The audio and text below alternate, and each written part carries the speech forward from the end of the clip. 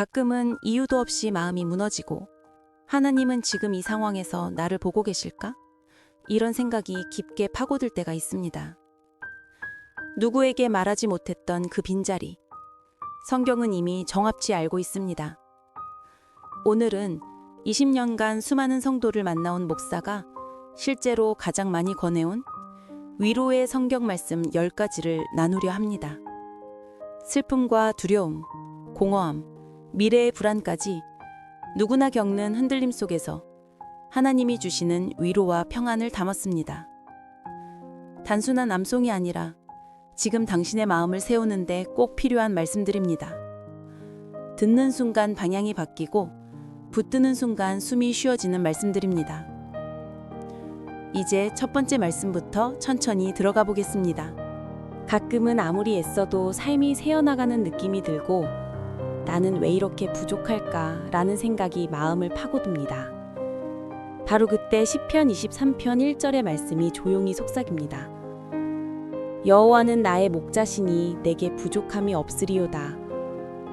하나님은 우리의 연약함을 모른 척 하시는 분이 아니라 길을 잃기 쉬운 양을 끝까지 책임지는 목자라고 말씀하십니다. 그래서 현실은 여전히 부족해 보여도 나를 지키시는 분이 완전하시기에 마음에는 새로운 평안이 찾아옵니다. 부족함을 바라보던 시선이 목자 되신 하나님께 향하기 시작하면 마음의 무게가 조금씩 가벼워집니다. 그리고 나는 혼자가 아니라 인도받는 존재다라는 확신이 깊어집니다. 오늘 이 말씀을 붙들면 부족함을 세던 인생에서 목자를 따라 걷는 인생으로 발걸음이 바뀌기 시작합니다. 밤이 깊어질수록 마음은 더 흔들리고 이런 상황에서도 평안할 수 있을까라는 생각이 밀려옵니다. 그때 요한복음 14장 27절의 말씀이 우리 안에서 울립니다. 평안을 너희에게 끼치노니 세상이 주는 것과 같지 아니하니라. 주님이 주시는 평안은 상황이 잠잠해졌을 때 느끼는 일시적인 안정이 아니라 폭풍 속에서도 중심을 잡아주는 깊은 평안입니다. 이 말씀을 붙드는 순간 빠르게 뛰던 마음의 박동이 조금씩 안정되기 시작합니다. 주님, 제 마음을 지켜주십시오 라고 기도하면 보이지 않는 손이 우리의 중심을 붙들어주는 듯한 힘이 느껴집니다. 문제는 그대로지만 문제를 끌고 가는 마음의 태도가 바뀌며 평안이 스며듭니다. 결국 우리는 나는 혼자가 아니다 라는 확신 속에서 다시 하루를 시작할 용기를 얻게 됩니다. 설명할 수 없는 막연한 두려움이 마음을 짓누를 때가 있습니다. 이사야 41장 10절은 그때마다 우리를 일으켜 세우는 약속입니다. 두려워하지 말라, 내가 너와 함께 함이라. 내가 너를 굳세게 하리라. 하나님은 두려움을 꾸짖지 않으시고 함께 계심을 4번이나 강조하며 우리의 안전을 보증하십니다. 문제는 여전히 있지만 나를 붙드시는 분을 기억하는 순간 두려움의 기세는 조금씩 꺾여갑니다. 그리고 나는 혼자 버티는 존재가 아니다라는 진실이 마음속에서 자리 잡습니다.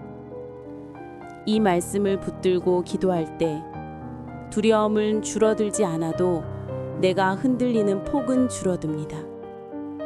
결국 우리는 두려움 속에서도 다시 일어날 힘을 얻게 됩니다.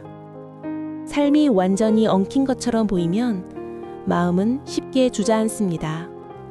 그때 예레미야 29장 11절의 말씀이 새로운 방향을 보여줍니다.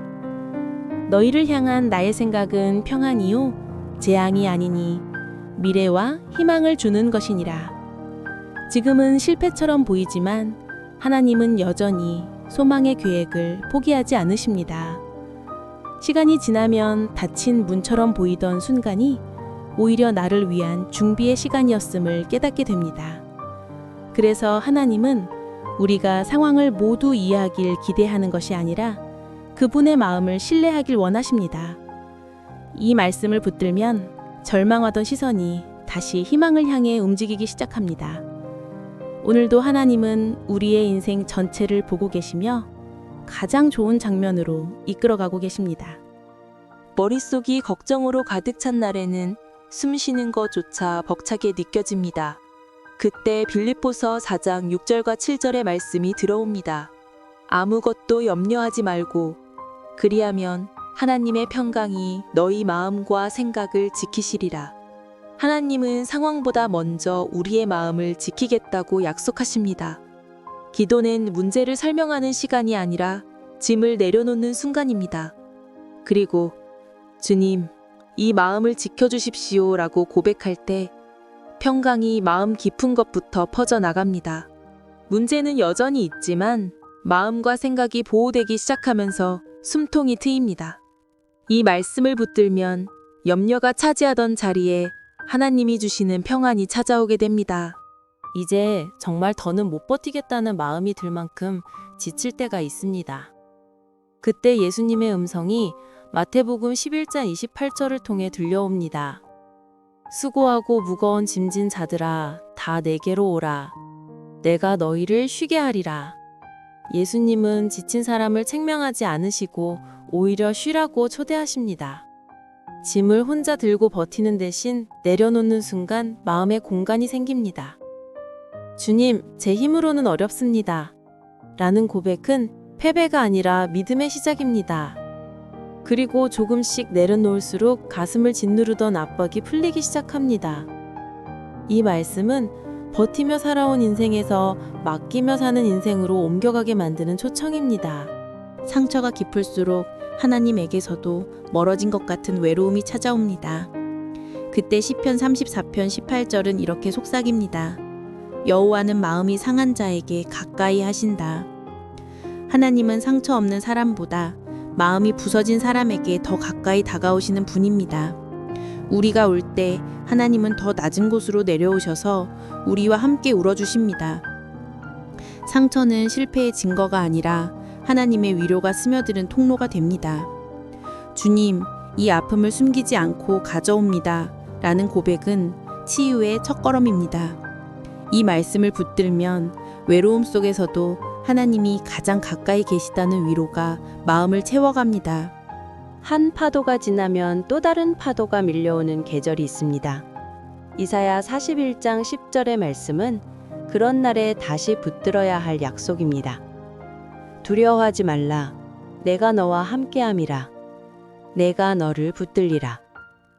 하나님은 두려움이 다시 밀려올 때마다 동일한 약속으로 우리를 다시 일으키십니다. 현실은 여전히 위협적이지만 이 말씀을 되새기면 마음의 중심이 서서히 회복됩니다. 그리고 나는 무너져도 하나님은 흔들리지 않는다는 믿음이 깊어집니다. 힘이 다 떨어졌다고 느껴질 때 이 약속은 다시 걸어갈 힘을 줍니다.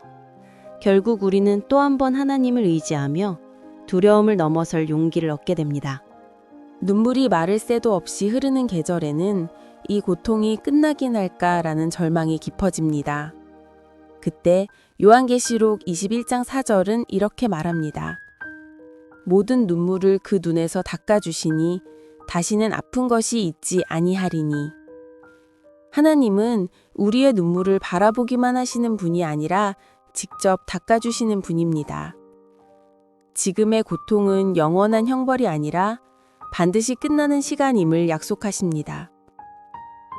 처음 것들은 지나갈 것이다 라는 선언은 우리 눈물의 무게를 조금씩 덜어줍니다. 그래서 우리는 슬픔 속에서도 조용히 고백할 수 있습니다. 주님, 저의 마지막 눈물을 주님이 닦아주실 것을 믿습니다. 이 말씀은 고통의 계절 속에서도 끝내 회복으로 이끄시는 하나님의 마지막 위로입니다.